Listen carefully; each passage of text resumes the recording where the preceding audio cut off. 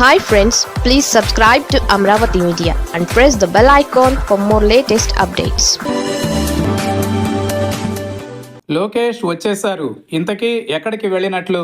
కూటమి ప్రభుత్వంలో కీలక మంత్రి నారా లోకేష్ ఎట్టకేలకు 10 రోజుల తరువాత ఆంధ్రప్రదేశ్లో ప్రత్యక్షమయ్యారు. ఆయన విశాఖ విమానాశ్రయంలో దిగారు. లోకేష్కు టీడీపీ ప్రజాప్రతినిధులు, కార్యకర్తలు ఘన స్వాగతం పలికారు. కొన్ని రోజులుగా లోకేష్ ఎక్కడున్నారో తెలియని పరిస్థితి. వేసవి సెలవులు రావడంతో కుటుంబ సభ్యులతో కలిసి ఆయన విదేశాలకు వెళ్ళినట్టు సమాచారం.